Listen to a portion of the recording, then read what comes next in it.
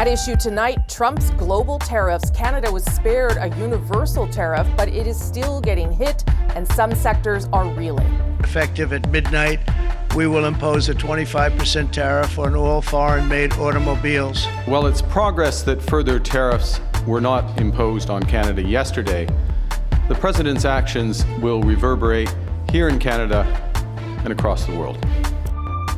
So how will Trump's tariffs affect Canada? We're already seeing some of it. And what should we make of the government response during this election campaign? I'm Rosemary Barton, here to break it down. Chantal Hebert, Coyne and Althia Raj. Incredibly, we also have not spoken since the Prime Minister and the President spoke on the phone. So there's a lot to cover here, including the fact that we did not get a universal global tariff, but we did still get hit with the automobile sector, steel and aluminum remains, and then the other quote-unquote fentanyl tariffs that resulted from the first time round, including 10% on energy. Chantal, what do you make of where Canada ended up after yesterday? I tend to agree with Mark Carney's assessment in the least bad place of bad places. But we live in the world, for one, so we are not immune to everything that will be happening as a result of this. And second, there are people tonight who don't know when they're going to go back to work in Canada, who work in the auto sector.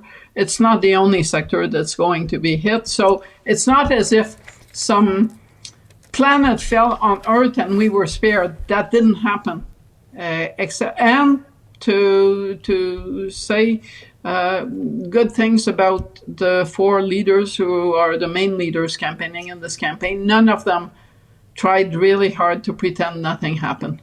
Yeah, that's true. And some of them put out different ideas, and we'll talk about that more in order to respond. But what did you make of what Trump did, Andrew, and sort of what that says, if you can interpret that, about how he wants to approach this country?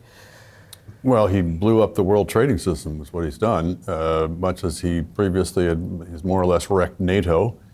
He's kind of going through the world institutions by which the democracies have governed themselves over the last 80 years and blowing them up one by one. This was worse than anybody even had predicted, which is Trump's modus operandi is always to exceed expectations.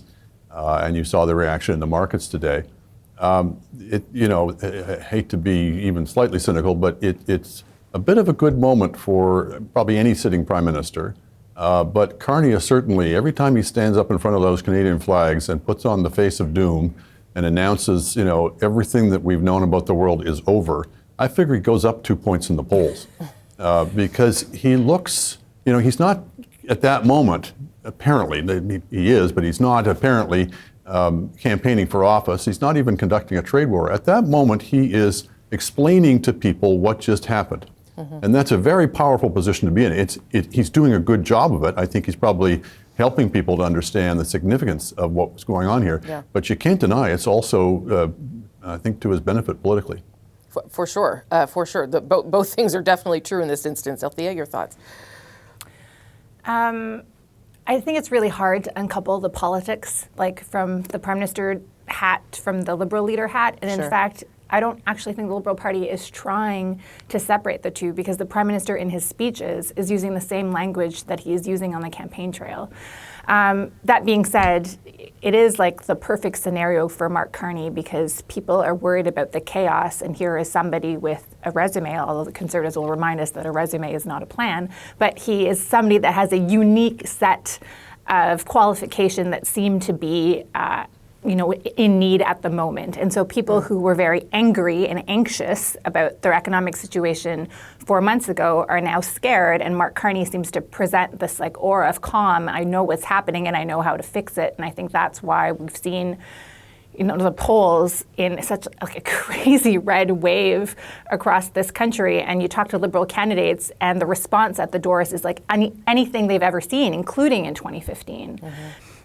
That being said, what the president has done is utterly chaotic, and we are going to feel the pain. Maybe most of us don't feel it immediately, but we will feel it. Yeah. And so for some political leaders to kind of cast this in a positive light, I think also doesn't ring very sympathetic, very Team Canada. At the moment, I think people want to know that we are all in this together, and that even though you may not be immediately affected, don't think that you couldn't be, right? And so I do think that across the country and across party lines, I think that we need to remember that. That you're referring, of course, to Premier Daniel Smith calling this a victory for Canada. I think that the fallout will hit, to your point, all Canadians at some point. Right now, it'll hurt most acutely those sectors that are tariff. But if the world is headed towards this sort of upheaval, there'll be a knock-on effect for Canada. Chantal? So I did note that in the Prime Minister's suit, it was quite a lengthy speech that Mark Carney delivered. He did not go into partisan attacks, did not say Pierre Poilievre's name, so kind of stuck to what is an advantageous position. There is no way that it would be great for him to bring himself back to the Liberal leader on the campaign trail, except to remind people, and he did, that he still needs to be elected on April 28th to follow through. I also noted that he didn't tell people everything is going to be okay. No, he didn't. Which I think is what Canadians need to hear, and they also heard it from other leaders. Yeah. But beyond that, it is an advantage to the Liberals this entire issue. And I'm not sure what the alternative is. I heard criticism, Mark Carney becoming, donning the suit of Prime Minister. The alternative is, should we have no one in charge at this particular juncture? And yes, except for Daniel Smith, we will all feel the hit, because when an industry like the auto industry takes a hit, everybody feels the pain. That being said, the fact that the auto industry is square in the center of this, I think I said that before, works for the Liberals in the sense that Ontario is where the election will be decided. Yeah. I did hear from Conservatives today, Andrew, who were very upset that they felt, Mark Carney was campaigning in his prime ministerial role, but that is sort of, what they're having to deal with. I've never seen a campaign, I don't think, where the prime minister in caretaker mode has to be doing things, because you can't just not allow these things to happen. But it is undoubtedly very frustrating for them. Well, yeah, but he's not announcing, spending programs that have not gotten through Parliament or anything like that. So I don't know how you can say he should not respond to a historical event like this. Yeah.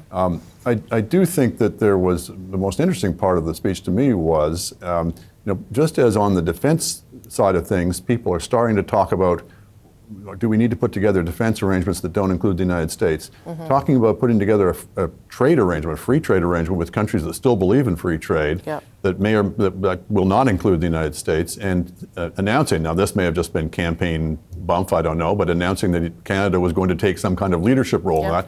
I'd like to hear more about that and see whether it's just a bluff or if he has some concrete idea in mind. Yeah, last word to you, Althia. I think what's interesting is that we're also hearing now from opposition leaders that they want to participate in this Team Canada approach, and they're kind of in a way lending credibility to Mark Carney as Prime Minister by doing that. And we're hearing that language from the Bloc Québécois, like talking about a Buy Canadian plan, which I didn't think the Sovereigntist Party would suggest. The other thing that I think is really interesting to note is just how different Mark Carney's tact is to Prime Minister Justin Trudeau, who was very combative at the end of his tenure, and he had clearly nothing to lose, but Mr. Carney is taking a much more cautious approach, and it almost feels like they themselves are kind of walking on eggshells because they're not sure what the president might tweet on any given day. The call went well, but who knows what next week has in store. So I think it's interesting. I don't know if it tells us that much about the man or if it just tells us about the man in the campaign. At issue, tariff response, what the other party leaders are putting on the table to respond to Donald Trump's tariffs. A new Conservative government will make it a priority to keep industry moving and workers working. New Democrats will bring in a victory bond, like we did in the World War. So it could have been worse, but the best part of this all is that we still have 25 days during which we will be able to have a normal campaign. So are the other parties offering any compelling response to Trump, any policies that could punch through here? Let's bring back Chantal, Andrew, and Althia. Maybe I'll start with you, Andrew. I did think Pierre Poilievre said the most on this issue. I think that he has said to date that he will get on the phone, he'll talk to the president, he'll get him somehow to suspend tariffs, they'll renegotiate CUSMA, and he had some other ideas. But today he did seem to be talking more about it, perhaps because he knew he had to the day after this happened. I would say in the last 2 or 3 days, I think you've seen the pivot. The language today was almost entirely Trump-directed. It was a little bit combative, but also it was quite constructive. Some of the policy proposals he's been bringing forward, there was a very interesting capital gains proposal where if you reinvested in Canadian companies or Canadian assets, then you can defer the taxation on it. It's not the game changer that Conservatives were talking about it, but it's creative policy. And today, talking about a GST break on automobiles, which was clearly, aimed at the concerns about the, prices of cars going up with all the tariffs being sprayed around in various directions. But it was all framed as a response to the crisis, and I think that's responsible. I think that's probably in his best interest. The only trouble he's facing is getting attention. Partly because the Prime Minister in any situation like this will naturally get more attention, partly because there's stuff going on around him that he can't really control that's really not helping his campaign at the moment. But him personally, I would say, has had a good couple of days on the campaign. I will say the GST car thing was an NDP idea from a week ago. I'm not saying he borrowed it, but there is another policy exactly the same from the NDP. Chantal? A lot of Conservatives actually liked the past 2-3 days. They felt it was more on point, but most of them add this, if only he'd done this a bit sooner. Yeah. As in, during the leadership campaign, there was nothing preventing Mr. Poilievre from framing himself as that person by going on doing what Premier Ford was doing, going on shows in the U.S. To defend the Canadian interest. I'm also curious, because he has been a lot more aggressive in his language about Donald Trump and tariffs. I'm curious as to how the significant section of his base reacts to this, given that there are significant numbers of Conservative voters who actually like Donald Trump and like the 51st state idea. So it seems he finally decided to cut them loose because he's going to lose the election if he doesn't do otherwise. But I'm wondering if it's too little, too late. Well, I also wonder if you cut those people loose, do you lose enough support there that you end up losing the election anyway? Because to your point, Chantal, that he hasn't moved to the middle quickly enough, and those people are also then lost to him. But Althia, you give me your thoughts. You have lots of smart thoughts on his base. I don't think he's giving up part of his base. I think he's trying to forge this middle ground where he's giving enough to the people that want to hear a very tough on Trump message while also keeping his own base that's staunchly with him mobilized and energized and talking about a whole bunch of stuff that is of interest to them.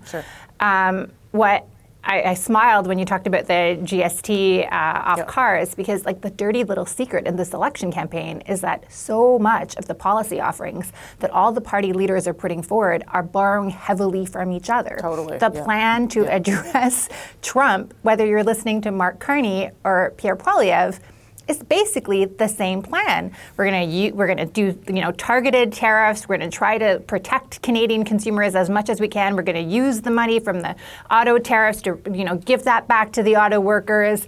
We're going to get rid of internal trade barriers. We're going to invest more in energy development and it's basically all the same thing. Even the housing plans are very similar.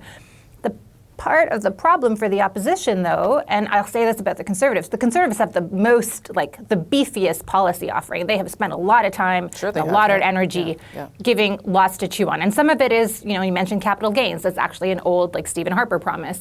But they've repackaged them and they make them resonate with a certain group of people, except that nobody is listening because most people are just scared of Trump, and that's what they have front of center, and I don't think policy is really going to matter that much in this election. Chantal, but they are rightly scared, and we talked about the ballot box issue question being about who can best handle Trump. But it has become refined over the past few days. And both Mr. Poilievre and Mr. Carney are saying that the day after the election, they want to get down to renegotiating the relationship with the United States. Yeah.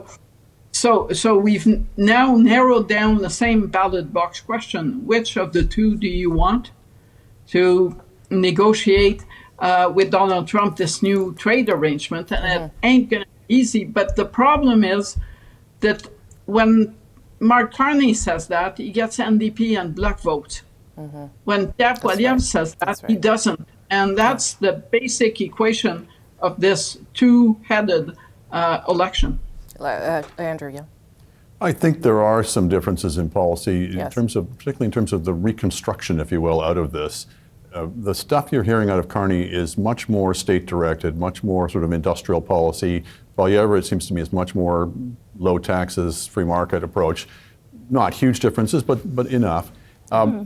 Do policy win elections? Not necessarily, but they do give you clues to the leaders. They are indications of what their bottom lines are. They give you some sense of the people. But I think his last hope is going to be the debates. That's going to be the chance in a election that's more than usually focused on the leaders and the leaders' qualities as individual human beings. That's going to be, I think, his last chance to really kind of reintroduce himself and see whether he can get things going for him again. That's hard. I mean, that's in another, not next week, but the 2 week weeks, after. Then we're getting into sort of the Advanced end polls. Yeah, the end game. That is hard if that's where they think they're going to turn it around. 20 seconds to you, Althia. I think what's most interesting to me is that the question is now turning on leadership. And Chantal mentioned the Bloc and the NDP. Now, Pierre Poilievre has been so mean to both of these parties, so it's not a surprise why they wouldn't want to turn around and help him or support him. But it's also how the Conservatives banked on a leader that had such high negatives. Why, we're not seeing team around Pierre Poilievre. We're just seeing Pierre Poilievre. And is there enough time to take the focus away from Pierre Poilievre? It doesn't even seem like they're interested in doing that. That's something I think I'll be watching for in the next couple of days and weeks. At issue, cutting candidates. The Liberals have dropped a candidate for his comments aimed at a Conservative rival, while the Conservatives have also dropped a handful of their own. We have a zero tolerance for anyone who acts unacceptably. This is the exact opposite of what we saw from Mr. Carney, who tried to keep on as a candidate someone who had asked for his Conservative opponent to be handed over to the Chinese Communist government. Here to talk about how Liberals and Conservatives and everyone really handle controversial candidates, Chantal, Andrew, and Althia. Althia, I'll start with you because you wrote about that this week. I was stunned that Mark Carney didn't just get rid of Paul Chang. That's what you usually see at this stage of the campaign. Things pop up to varying degrees, and leaders say, bye-bye, we're not taking any risks. What did you make of the different approaches here? I don't understand it. I still don't really understand it. The story broke on a Friday. He has traveling media with him. I know he was done as media, but he could have called them back and said, we're getting rid of them, or they could have issued a press release saying we're getting rid of him. Then they let the opposition have a field day with it for 2 full days. And Monday morning, I think everybody expected he would go and say, Paul Chang is no longer the candidate. We take foreign interference seriously. You cannot even jokingly suggest that a pro-democracy advocate with a bounty on his head from China should be brought to the consulate so that you can, collect this bounty. This makes no sense. And it shows a vulnerability on foreign interference, and it shows a vulnerability on the whole security question. One of the biggest hammers the Liberals have been using is this idea that Pierre Poilievre is not mature enough to get a security clearance.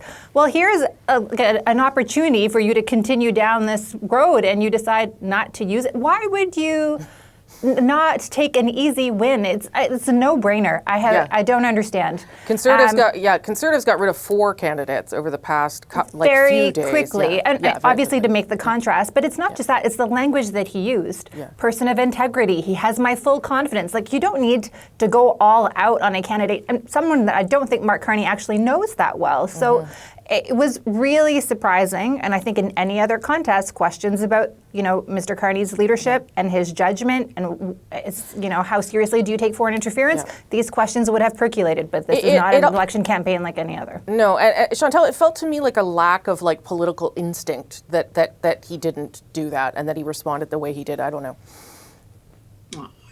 I talked to a number of Liberal MPs, and none of them could understand the decision. So I have to assume it's Mr. Carney's decision. And so, yes, you do go to a lack of political instincts. I don't know. I mean, this is a job you learn, but cutting your losses, I am convinced that people around Mark Carney told him Saturday morning to cut his losses. And that he decided to set out and do the I'm going to keep this candidate thing on Monday. But the thing is, I don't think any of us, maybe Andrew will surprise us, but any of us believed that this candidate would survive. So if that's not going to happen and you're tone deaf enough to kind of let this linger, yeah, it does speak to poor political instincts. That being said, dropping four candidates over, 48 hours also speaks to a lack of vetting. For sure, for sure. Because some of the reasons why they were dropped wasn't something they said in January. It was something that was hidden in plain sight. Yeah. Andrew, last word to you on this. Well, let me just say, first of all, I'm not terribly comfortable with leaders having the personal prerogative to hire or fire candidates, but the party certainly should have been. And look at this situation with Paul Chang. Not only did he stand by him long after the guy should have been gone, but then the same day he quote unquote resigns. I don't actually think that was his personal decision, but they do it in the dead of night. Because 11:55 p.m. Because they couldn't have him having initially defended him in the morning. They couldn't turn around and have him fire him in the night. But that's effectively what happened. So they don't even get the credit for finally doing what they should have done. Yeah. So I do think there's a contrast with the way in which the Conservatives handled this. I think it looks good on them, frankly, but with the caveat in both parties' cases that, okay, you finally weeded out these people, but it's a little disturbing that you attracted them. Yeah. And again, I'll say that on both sides of the aisle. Sure. Something about the message that these parties are giving off on the Liberal side is suggesting that maybe we're soft on Chinese interference, and on the Conservative side, we're soft on people threatening the Prime Minister or saying, NATO caused the Ukraine war. Okay. Got to leave it there. Thank you all. That is at issue. We're already a week. No, we're 2 weeks into this election. 3 weeks in. 2 weeks in. We want to hear from you. If you're an undecided voter, first-time voter, or not voting at all, let us know. Send us an email. ask@cbc.ca. I'm Rosemary Barton. Thank you for watching.